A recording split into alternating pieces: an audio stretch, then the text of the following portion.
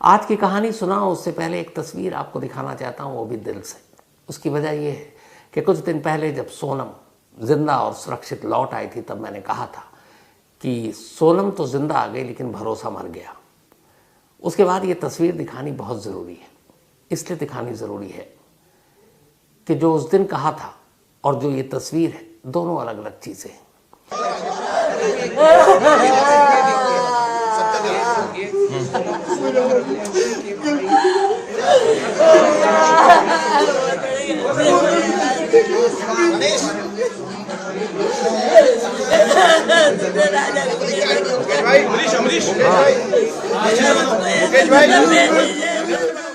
इस तस्वीर में एक शख्स है जो गोविंद है, सोनम का भाई। वही गोविंद जो 15 दिनों तक अपनी बहन को मेघालय में ढूंढता फिर रहा था।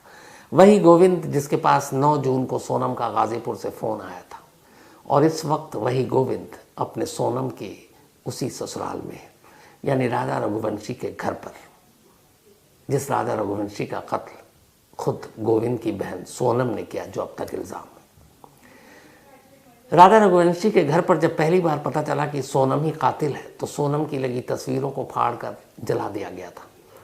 लोग गुस्से में थे, रिश्तेदार गुस्से में थे, घर वाले गुस्से में थे। लेकिन उसी सोनम का भाई और उसकी हिम्मत देखिए कि वो उसी राजा के घर पहुंचता है, राजा की माँ के गले मिल मिल कर रोता है। ये जो एक फ्रेम है ना इस तस्वीर की, इस एक फ्रेम में मरी हुई इंसानियत का थोड़ा सा हिस्सा नजर आता है कि जिसकी बहन पर इस घर के चिराग को बुझा देने का इल्ज़ाम है, उसी का भाई उस घर में वहाँ जाकर उन लोगों से माफ़ी मांगता है, उन्हें हौसला देता है और फिर कहता है कि उसकी बहन कसूरवार है तो वो खुद उसे सज़ा दिलाने के लिए किसी भी हद तक जा सकता है। राजा के घर वाले भी अच्छे लोग, उन्हें भी पता है कि सोनम का ये भाई जो अपनी बहन को ढूंढने के लिए 15 दिनों से घर बार छोड़कर मेघालय में भटक रहा था, वो बेचारा अनजान था। उसे पता ही नहीं था कि उसकी बहन क्या कर रही है। ये तस्वीर इसीलिए दिखाना चाहता था कि अक्सर होता यह है कि जब कोई क्राइम करता है या कोई क्रिमिनल पकड़ा जाता है, तो उसके साथ साथ हम उसके पूरे परिवार को क्रिमिनल बना देते हैं, जबकि क्राइम करने वाला एक होता है। यहाँ सोनम गुनहगार है, लेकिन सोनम के इस भाई की कोई गलती नहीं, क्योंकि इसने कुछ नहीं किया था। और इसके हौसले और जज्बे को सलाम है कि ये जानते हुए भी कि सोनम के घर वाले, रिश्तेदार, शायद जो ससुराल वाले सोनम के गुस्से में होंगे, वो फिर भी वहाँ पहुँचता है और राजा की माँ से गले मिलकर रोता है। इसलिए तस्वीर आपको दिखाई थी। अब आते हैं आज की कहानी के ऊपर। मेघालय के DIG Davis N R Marak, Davis N R Marak से हमारे आज सहयोगी अरविंद ओझा ने मेघालय में बातचीत की थी। सोचकर भी अजीब लगता है कि जिसकी शादी को सिर्फ 11-12 दिन हुए हैं, पति को मार डालती है। पति हथियार से घायल होने के बाद जमीन पर तड़प रहा, अभी जिंदा है, मरा नहीं है, राजा रघुवंशी। 3 किलर उसके पास खड़े हैं और वहीं पर खड़ी है उसकी पत्नी सोनम। राजा मरने से पहले ये देख चुका था और राजा मरने से पहले ये जान चुका था कि उसकी मौत की वजह क्या है। सोचिए, वो हनीमून मनाना गया था। जो डीआईजी साहब ने इन लोगों से पूछताछ की, उसके बाद जो कहानी आई है वो ये है कि 23 मई की दोपहर को तीनों सुपारी किलर एक स्कूटी पर गए और सोनम और राजा रघुवंशी एक स्कूटी पर, क्योंकि तब तक राजा जिंदा था। इसके बाद वो पहुंचते हैं उस जगह पर जहां 300 स्टेप्स के बाद, 3000 स्टेप के बाद नीचे जाना था, फिर ऊपर आना था। स्कूटी पार्क करते हैं और उसके बाद ये लोग नीचे जाते हैं। नीचे जाने के बाद सन्नाटा था और वहाँ अचानक मौका देखकर एक सुपारी किलर आकाश हमला करता है। जब हमला करता है, सोनम पास में खड़ी थी। जब राजा रघुवंशी गिर पड़ता है, तब सोनम करीब आती देखने के लिए कि सचमुच वो मरा कि नहीं। थोड़ी देर के बाद जब यकीन हो जाता है उन सुपारी किलर के साथ साथ सोनम को भी कि अब राजा मर चुका है, इसके बाद अब राजा की लाश को वहां से उठाकर बराबर में एक खाई थी, उस खाई में फेंकना था। 3 किलर थे, तीनों ठीक ठाक हट्टे कट्टे। आराम से राजा की लाश को उठाकर खाई में फेंक सकते थे। लेकिन पता नहीं क्या बात थी कि सोनम उन सुपारी किलर की मदद के लिए आगे आती है। फिर 4 हो जाते हैं। चारों मिलकर एक एक हाथ पैर राजा रघुवंशी का पकड़ते हैं और फिर उसको उठाकर पास की खाई में फेंकते हैं। एक सुपारी किलर ने एक पैर, एक ने 2, दूसरा पैर, एक ने एक हाथ, एक ने एक हाथ। इनमें से एक हाथ जो अपने पति को खाई में फेंकने जा रही थी वो सोनम का हाथ था। लाश को फेंकने के बाद अब ये लोग 3000 स्टेप ऊपर आते हैं। ऊपर आने के बाद स्कूटी अब भी 2 है, लेकिन अब आदमी हो गए 4, क्योंकि नीचे गए थे 5। राजा रघुवंशी की अब मौत हो चुकी थी, लाश खाई में फेंकी जा चुकी थी। अब वापस ऊपर आते हैं। एक स्कूटी पर 2 कातिल बैठता है, दूसरी स्कूटी पर अब एक कातिल और साथ में पीछे बैठती है सोनम। जिस कातिल ने सोनम के पति राजा रघुवंशी को मारा, उसी की स्कूटी पर बैठकर अब ये चारों वहाँ से निकलते हैं। करीब 12 किलोमीटर दूर पहुँचते हैं। वहाँ जाने के बाद सोनम उस स्कूटी से उतर जाती है और उस स्कूटी को फिर वहीं लावारिस हालत में छोड़ दिया जाता है। इसके बाद तीनों सुपारी किलर निकल जाते हैं, सोनम अलग निकलती है। ये जो शिलांग के डीआईजी हैं, ये उनका स्टेटमेंट है। तीनों अक्यूज्ड ने, कॉन्ट्रैक्ट किलर ने राजा रघुवंशी का मर्डर किया, तो बॉडी को खाई में फेंकने में किन किन का रोल था? देखिए, वो लोग ने जब हम लोग ने इंटरोगेट किया, इनिशियल इंटरोगेशन में वो लोग ने बताया कि वो तीनों, और वो लोग ने राजा का बॉडी को वो लोग ने उठाया और उसके वो लोग तीनों के साथ सोनम ने भी खुद वो लोग को मदद किया है उसको बॉडी को उठाने में। अपने इंटरव्यू में ऑन द रिकॉर्ड कि लाश को खाई में फेंकने वालों में से एक सोनम थी। अब ये तो 23 तारीख की बात हो गई। जो इन्वेस्टिगेशन के दौरान बाकी चीजें पता चली, उनमें से एक ये है कि सोनम और राजा रघुवंशी जब मेघालय पहुंचे तब उनके पास 4 मोबाइल फोन थे, लेकिन पुलिस को अब तक सिर्फ एक फोन मिला है। 3 मोबाइल गायब है। उन तीनों की तलाश की जा रही है। शादी के बाद 11 मई को शादी हुई और 13 मई तक सोनम ससुराल में रही। 11, 12, 13, 14 को मायके गई थी। लेकिन इन 3 दिनों में सोनम और राजा रघुवंशी के साथ एक पति पत्नी वाले रिश्ते नहीं थे, न संबंध थे। उसकी एक वजह थी। जो पूछताछ में खुलासा हुआ वो ये हुआ कि जब सोनम की शादी हुई, ससुराल पहुंची, तब उसने राजा रघुवंशी के सामने एक बात कही। उसने कहा कि मैंने मन्नत मानी थी कि शादी के बाद मैं कामाख्या देवी मंदिर जाऊंगी, असम, और जब तक मेरी मन्नत ये पूरी नहीं हो जाएगी तब तक आप मुझे छुएंगे नहीं। राजा रघुवंशी को क्या पता था कि इस मन्नत के पीछे की फितरत क्या है।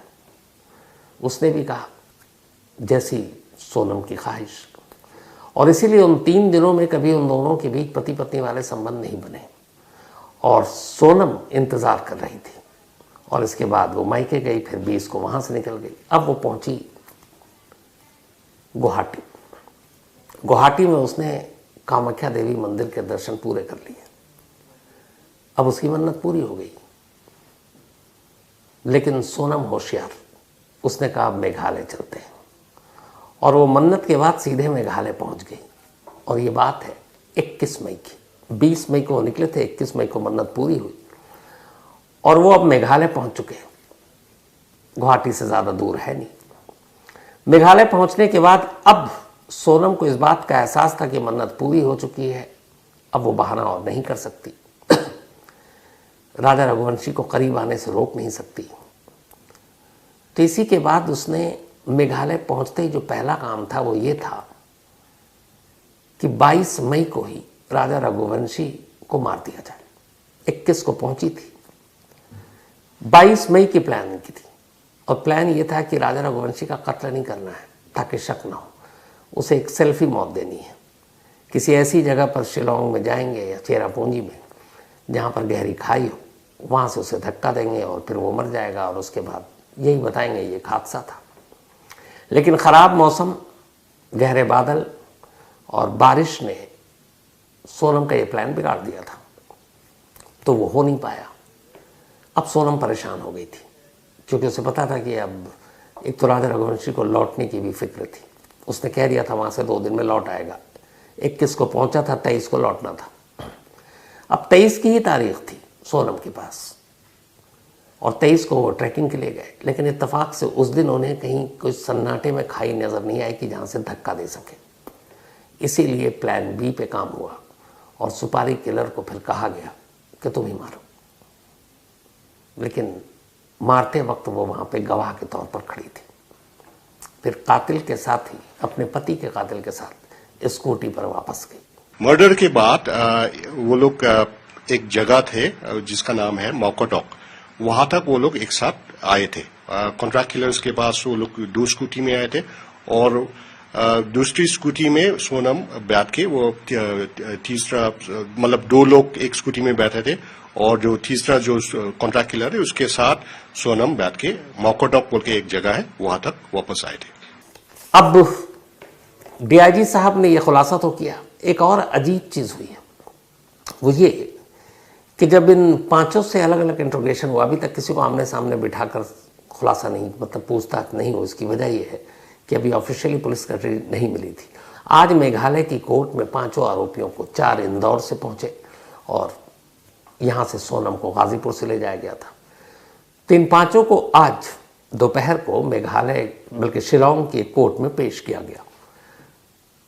शिलांग पुलिस ने कोर्ट के सामने ये कहा कि राजा रघुवंशी के कत्ल के सिलसिले में इन 5 के खिलाफ उनके पास तमाम दस्तावेजी डॉक्यूमेंट्स और एविडेंस है, चाहे वो इलेक्ट्रॉनिक एविडेंस हो, चाहे टेक्निकल एविडेंस हो, सर्कमस्टेंशियल एविडेंस हो, या फिर चैट के रूप में हो, या फिर सीसीटीवी कैमरे के तौर पर हो, वेपन के तौर पर हो, सारे एविडेंस हैं। और ये इतने पुख्ता एविडेंस हैं कि अदालत में इन्हें कड़ी से कड़ी सज़ा दिलाने में ये बहुत मददगार होंगे। तो कोर्ट के सामने उन्होंने कुछ एविडेंस भी पेश किए। इसी के बाद कोर्ट ने इन 5 को नेक्स्ट 8 डेज, अगले 8 दिनों के लिए पुलिस कस्टडी में भेज दिया। अब इनसे पुलिस कस्टडी में आज से पूछताछ होगी, आज शाम से बल्कि शुरू हो गई होगी। जो डीआईजी साहब ने बताया वो ये है कि जब इन लोगों से अलग अलग पूछताछ की गई, इंदौर में, फिर इधर गाजीपुर में, रास्ते में, तो एक नई चीज़ ये आई कि जब जब सोनम से पूछा गया, सोनम ने और राज ने और तीनों सुपारी किलर ने अपना जुर्म कबूल कर लिया। उन्होंने मान लिया कि हाँ, उन्होंने ही राजा रघुवंशी को मारा है। लेकिन जब बात ये आई सवाल कि ये मास्टरमाइंड कौन, प्लान किसका था, सोनम हर बार राज कुशवाहा का नाम ले रही है। और राज कुशवाहा से जब पूछा जा रहा है कि प्लान किसका था, तो सोनम का नाम ले रही। आपको यकीन नहीं आता तो खुद जो डीआईजी हैं मेघालय के, रिकॉर्ड पर, कैमरे पर कह रहे हैं, सुनिए उनको। वो ब्लेम गेम भी कर रहे हैं कि क्या सोनम एक्सेप्ट। हाँ, वही देखिए, वो लोग का इंटरोगेशन अलग अलग जगह में हुआ है। लाइक ये राज को तो हम लोग ने इंदौर में पकड़ा था, तो उसका पूछताछ प्रिलिमिनरी इंटरोगेशन जो है वो इंदौर में हुआ। सोनम को मतलब गाजीपुर में पकड़ा गया था, और उसको अभी हम लोग ने जस्ट ब्रीफली कुछ पूछा है। तो जो हम लोग का ब्रीफ इंटरोगेशन में वो अभी वो ब्लेम गेम चल रहा है कि जैसा कि इसका मास्टरमाइंड कौन है, मतलब प्लान किसने बनाया था। तो सोनम बोल रहा है कि राज ने बनाया था, राज बोल रहा है कि सोनम ने बनाया था। वो ऐसा कंट्राडिक्शन अभी चल रहा है। तो अभी तो मुकदमा भी शुरू नहीं हुआ, ऑफिशियल पूछताछ भी अब शुरू हो रही है। लेकिन लगता है कि इन दोनों प्रेमी जोड़ों के बीच अभी से दरार पड़नी शुरू हो गई है, क्योंकि जब बात जुर्म और सज़ा की है तो एक दूसरे पर अब डाल रहे हैं। सोनम कह रही है कि इसकी प्लानिंग थी राज की, राज कह रहा है कि सोनम की थी। लेकिन जाहिर सी बात है कि जो सारे एविडेंस हैं, और जब 8 दिन है अभी मेघालय पुलिस के पास, पूछताछ के दौरान सारी सच्चाई तो सामने आ जाएगी। एक जो मैंने पहले भी आपको कहा था कि आखिर ये सेल्फी किलिंग वाली बात क्यों थी, सेल्फी क्यों, तो मेघालय पुलिस ने बताया कि जब सोनम के सोशल मीडिया अकाउंट को खंगाला गया, गूगल सर्च इंजन के जरिए उसकी देखी गई क्या क्या वो कर रही थी पिछले 1 महीने में, तो मेघालय को बहुत सर्च किया था उसने। मेघालय, चेरापूंजी, इन सबको सर्च किया और यहाँ से भी क्लू मिला। तो असल में, और दूसरा उसने ये भी देखा सेल्फी को लेके कितने हादसे हो रहे हैं, अलग अलग हर खबरें आती रहती हैं। तब उसे पहली बार ये आया था कि अगर सुपारी किलर से मारते हैं तो थोड़ा सा एक डाउट होता पकड़े जाने का। तो सुपारी किलर से किलिंग का सेकंड ऑप्शन रखा गया था। पहला ऑप्शन सुपारी किलर था ही नहीं, ये सेफ्टी था, प्लान बी, कि अगर नहीं हुआ तो क्या करेंगे, यानी डेस्परेट थे मारने के लिए। तो सोनम और राज ने पहला यही बनाया था कि जब पहला नाकाम होगा तब हम सेकंड सुपारी किलर से ये काम कराएंगे। पहला यही था कि इसे हादसा दिखाना है और इसके लिए किसी गहरी खाई के करीब जाना है, सेल्फी लेना है और मौका देखते ही सोनम को धक्का मारना है और वो गहरी खाई में जाएगा, मौत हो जाएगी। उसके बाद पोस्टमार्टम रिपोर्ट में ऊंचाई से गिरने की वजह से मौत साफ साफ आ जाएगी। फिर उसके बाद फ़ायदा ये होगा कि शादी के कुछ दिन बाद विधवा हुई सोनम के साथ उसके मायके और ससुराल दोनों लोगों की हमदर्दी होगी और फिर कुछ वक्त बीतेगा, लोग इस गम को भूल जाएंगे। फिर अचानक एक रोज़ राज कुशवाहा फरिश्ता बनकर आएगा कि मैं एक विधवा से शादी करने को तैयार हूँ और घर वाले भी अपनी जवान विधवा बेटी की शादी खुशी खुशी कर देंगे। पूरी प्लानिंग यही थी। लेकिन 22 मई को मौसम और बारिश ने बचा लिया था। अब आज से 8 दिन मेघालय पुलिस के पास है। इस दौरान में मेघालय पुलिस को जो आला कत्ल है यानी वेपन जिससे कत्ल किया गया वो ऑलरेडी उनके पास है, जो स्कूटी लावारिस थी वो उनके पास है, जो रेन कोट, शर्ट और आकाश सुपारी किलर का जैकेट खून से सना हुआ वो उनके पास है और इन सारी चीज़ों को डीएनए और फॉरेंसिक एविडेंस जांच के लिए भेज दिया गया है। तो ये सारी चीज़ें प्लस सीसीटीवी कैमरे में कातिलों के साथ सोनम की मौजूदगी वो भी एक अच्छा और बड़ा एविडेंस है। तो एविडेंस तो उनके पास भरपूर है, बस देखना ये है कि जब ये मुकदमा अदालत में पहुंचेगा तो किस तरीके से मेघालय पुलिस इसको वहाँ फाइट करती है। उम्मीद यही है कि ऐसे कातिलों को कड़ी से कड़ी सज़ा मिले। तो इसके साथ कहानी में फ़िलहाल इतना ही, लेकिन कहानी का सिलसिला ख़त्म करो उससे पहले वही अपना सिलसिला। आज रघुराज गुर्जर इनका बर्थडे है, तो हैप्पी बर्थडे रघुराज गुर्जर भाई, आप हमेशा अच्छे रहें। नमन शर्मा इनका भी आज बर्थडे है, हैप्पी बर्थडे नमन, और ये उमेश शर्मा जी के बेटे हैं। साथ ही अनस इनका भी आज बर्थडे है, हैप्पी बर्थडे अनस, और ये शमीम साहब के बेटे हैं। इसके अलावा आज सोनम शुक्ला और अनूप शुक्ला इन दोनों की एनिवर्सरी है। तो सोनम जी और अनूप जी आप दोनों को शादी की सालगिरह की बहुत बहुत बधाई। और ये भेजा है एहसान मिश्रा ने। मैं थोड़ा सा अटका था सोनम जी ये नाम सुनकर, उस पर बुरा मत मानिएगा और अन्यथा भी मत लीजिएगा, क्योंकि पिछले कई दिनों से यही नाम चल रहा था। लेकिन हैप्पी एनिवर्सरी आप दोनों को दिल से। साथ ही अल्पना प्रिया साह और प्रंजीत साह इन दोनों की भी आज एनिवर्सरी है। तो अल्पना जी और प्रसन्न सेन जीत जी है ये। तो अल्पना जी और प्रसन्न सेन जीत जी आप दोनों को भी शादी की बहुत बहुत मुबारकबाद सालगिरह की। तो इसके साथ कहानी में इतना ही है। अब आपसे मुलाकात होगी कल रात 9 बजे किसी नई कहानी के साथ। तब तक अपना और अपनों का ख्याल रखिएगा।